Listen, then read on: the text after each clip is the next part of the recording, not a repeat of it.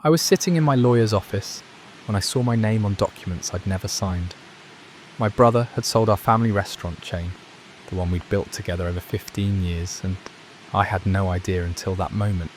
The signatures looked like mine, but they weren't. He'd forged them. All of them. I remember staring at those papers, my hands shaking, thinking this had to be a mistake, but it wasn't. The sale was final. The money was gone. And my brother, the person I trusted more than anyone, had done it behind my back. This is how my own brother stole our family restaurant chain from me. My name's Alex, and I'm 45 years old.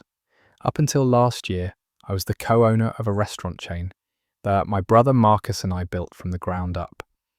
We had 4 locations across the city, about 80 employees, and we were doing really well. We were making good money, we had regular customers who knew us by name, and we were even looking at opening a 5th location. The business was everything to me. It wasn't just a job, it was my identity. I'd spent more than half my life building this thing, working 70-hour weeks, dealing with everything from broken freezers at 2 a.m. to employee drama to health inspections. And Marcus was right there with me every step of the way, or at least that's what I thought. Marcus is my older brother. He's 3 years older than me, and growing up, he was always the one I looked up to. He was smart, he was good with numbers, and he had this way of making everything seem possible.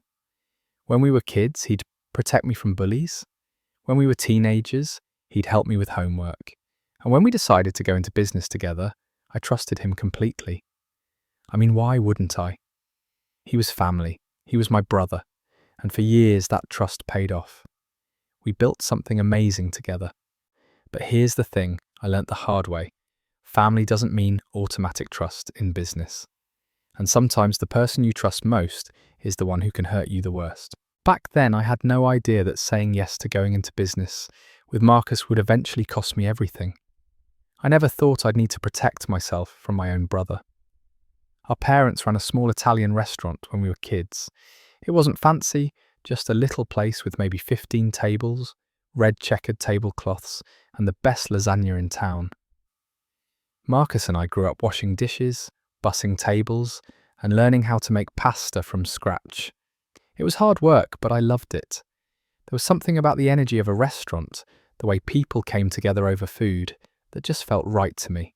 After high school, I went to community college for a couple years, but honestly, I dropped out. I wasn't great at school, and I knew I wanted to work in restaurants. I got a job managing a chain restaurant, learned everything I could about operations, and saved every penny I could. Marcus went a different route. He got his business degree, worked in accounting for a few years, and then got a job at a consulting firm. He was making good money, but he hated it. He'd call me late at night complaining about corporate politics and how he felt like he was wasting his life. One night, we were both at our parents' house for dinner, and Marcus just looked at me and said, "What if we opened our own place, like Mum and Dad did, but bigger? We could do this." I remember that moment so clearly. It was like everything clicked. We were both in our late 20s, we both had some savings, and we both wanted something more. So we decided to do it. We pooled our money. I had about $30,000 saved. Marcus had a bit more, around $50,000. We found a small space in a neighbourhood that was starting to get popular, and we signed a lease. I handled the day-to-day stuff, hiring staff, creating menus, dealing with suppliers, managing the kitchen. Marcus handled the business side, accounting, legal stuff, contracts, taxes, all that paperwork I hated. And honestly, it worked. We opened our first restaurant, and it was a hit. We were busy from day one. People loved the food, the atmosphere, everything.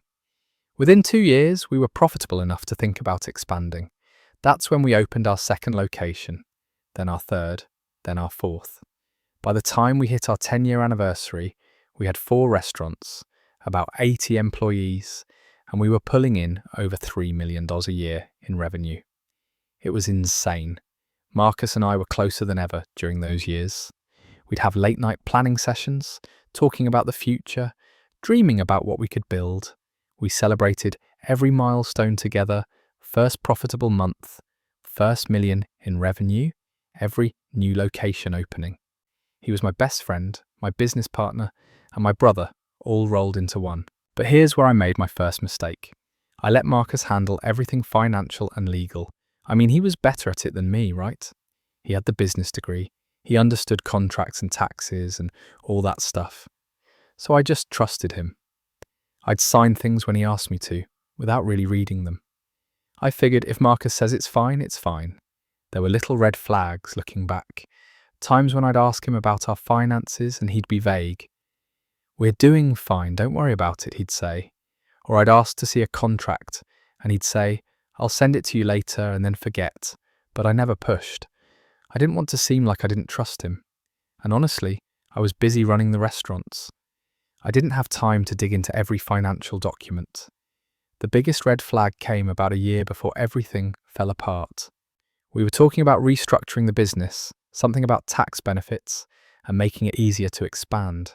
Marcus said we needed to sign some papers, and he brought them to me one night when I was exhausted after a 12-hour shift. I was literally falling asleep, and he said, "Just sign here, it's routine stuff, I'll explain it all later." And I signed, without reading it, without asking questions. I just trusted him. If I had actually read what I was signing that day, none of this would have happened. About 6 months later, Marcus came to me with what seemed like amazing news. A big restaurant group, one of those corporate chains, wanted to buy us out. They were offering a lot of money, way more than I thought we were worth. Marcus was excited, talking about how we could finally cash out, maybe start something new, or just retire early. "Let me handle the negotiations," he said. "You focus on keeping the restaurants running smoothly. I'll take care of everything." And I said yes. Of course I said yes. Why wouldn't I trust him to handle it? He'd been handling the business side for 15 years. This was just another deal. But here's what I didn't know. Marcus wasn't negotiating for both of us. He was negotiating for himself. He was setting up a deal where he'd get the money and I'd get nothing. The way it worked was this.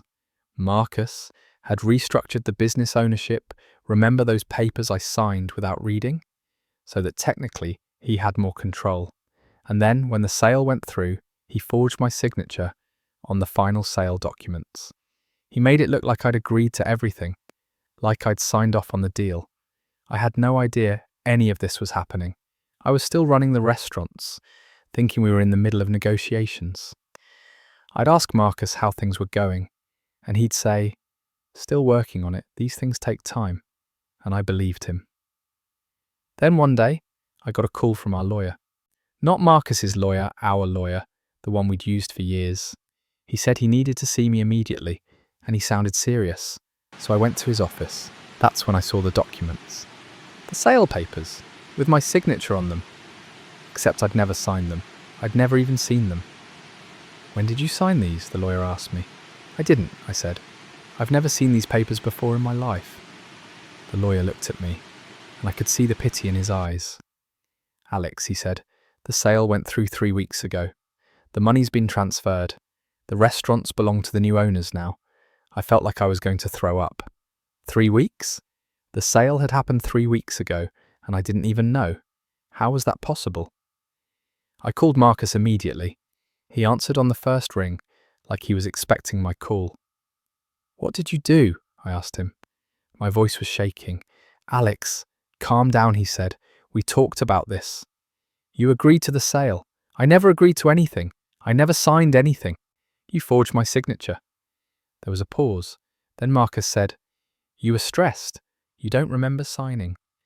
"But you did. I have witnesses." "Witnesses? What witnesses?" I was so confused, so angry, I couldn't even think straight. "Where's my money?" I asked. "Where's my half of the sale?" Another pause. "Alex, you weren't entitled to half. The ownership structure, remember when we restructured? You signed those papers. You agreed to a different split." I hung up. I couldn't talk to him anymore. I just sat in my car, shaking, trying to process what had just happened. Later, I found out the truth. Marcus had gotten almost everything from the sale, millions of dollars. And I got nothing. Well, not nothing. I got to keep my job, if I wanted it. The new owners offered me a management position, but the business I'd built, The restaurants I'd poured my life into, they weren't mine anymore. I confronted Marcus face to face a few days later. I went to his house, and we sat in his living room, the same living room where we'd planned our first restaurant all those years ago. "How could you do this?" I asked him. "I'm your brother. We built this together." Marcus didn't even look sorry. He just looked tired. "Alex, you were holding us back," he said. "You were too cautious. You didn't want to expand. You didn't want to take risks. I did what was best for the business." "Best for the business? You stole from me. You forged my signature." "I didn't steal anything," he said calmly. "Everything was legal. You signed the papers. You just don't remember." That's when I realized he wasn't going to admit what he did. He was going to stick to his story no matter what. And there was nothing I could say that would change his mind. I left his house that day, and I haven't spoken to him since. Not really. We've had to communicate through lawyers, but that's it. The relationship is over. The immediate consequences were brutal. I lost my income. I still had a job offer, but it was a fraction of what I'd been making as an owner. I lost my identity. For 15 years, I'd been a restaurant owner. Now I was just an employee, or unemployed if I didn't take the job. My employees were confused. Some of them had worked for us for years, and they didn't understand what happened. Some of them blamed me, some of them blamed Marcus. It was a mess. And my family, my parents were devastated. They didn't know who to believe. Marcus was their son too, and he was telling them I was lying, that I'd agreed to everything. It tore our family apart. In 1 week, I went from co-owner to a stranger in the business I built with my own brother. The first few months after the betrayal were the hardest. I couldn't sleep.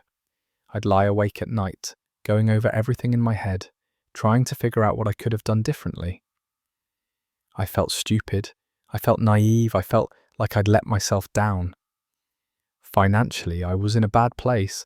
I had some savings, but not enough to live on for long. I had legal fees piling up, and I had to figure out what to do next. Did I take the management job? Did I walk away? Did I try to start over? I decided to fight. I hired a lawyer, different one, someone who specialized in business fraud, and we started gathering evidence. We got forensic document examiners to look at the signatures. We tracked down every contract, every email, every financial record we could find. It took almost a year, but we built a case. The forensic experts confirmed that the signatures were forged. We found evidence that Marcus had been planning this for months, maybe even years. He'd been slowly restructuring things, moving money around, setting everything up so that when the sale happened, he'd get everything. We took him to court, and we won, sort of. The court ruled that Marcus had indeed forged my signature, and that the sale was fraudulent as far as my ownership stake was concerned. But here's the thing. The sale had already happened. The restaurants were already sold. The new owners had bought them in good faith, and they weren't responsible for what Marcus did. So what I got was a settlement. Marcus had to pay me a portion of what he'd received from the sale. It wasn't half, it was less than that, because of legal fees and the way the ownership had been restructured. But it was something. Enough to start over if I wanted to. The problem was, by the time we got to that point, Marcus had already spent a lot of the money.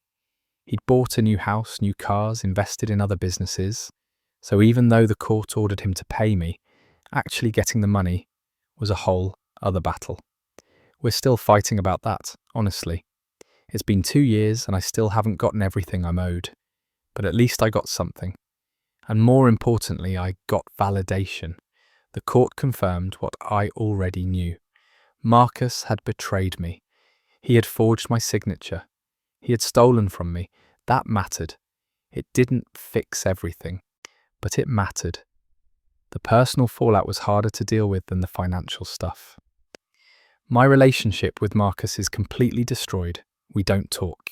We don't see each other at family events. One of us goes, the other doesn't. Our parents are caught in the middle, and it's been really hard on them. Some of my friends took sides. Some of them believed Marcus's version of events.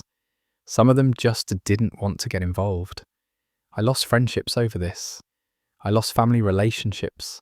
I lost a lot, but I also learned a lot about myself, about business, about trust. I learned that trust isn't enough. You need contracts, you need legal protections, you need to read what you sign, no matter who's asking you to sign it, even if it's your brother, especially if it's your brother. I learned that red flags are red flags for a reason. When someone is vague about money, when they don't want to show you documents, when they ask you to sign things without reading them, those are warning signs. And I ignored every single one of them. I learned that mixing family and business can work, but only if you protect yourself. You need independent legal counsel. You need clear contracts. You need to never, ever let one person control everything, not the money, not the legal documents, not the contracts. You need checks and balances, even with family. Now, when I think about starting a new business, and I am thinking about it, I have rules. Hard rules. I will always read every contract, every document, every piece of paper before I sign it. I will always have my own lawyer review everything, even if it seems routine. I will never let one person control all the finances or all the legal stuff. And I will never, ever sign something just because someone I trust tells me to. Those rules might seem paranoid, but I learned them the hard way. If you're watching this and you're thinking about going into business with someone, whether it's a friend, a family member, or a partner, please learn from my mistakes. Trust is important, but trust isn't enough. Protect yourself legally, read what you sign, get independent advice. And if someone asks you to sign something without reading it, especially if they're rushing you or making you feel guilty for asking questions, that's a huge red flag. Don't ignore it. Family doesn't mean automatic trust in business. And sometimes the person you trust most is the one who can hurt you the worst. The hardest part wasn't losing the business, it was realizing that the person I trusted most was capable of forging my name and looking me in the eye while he did it.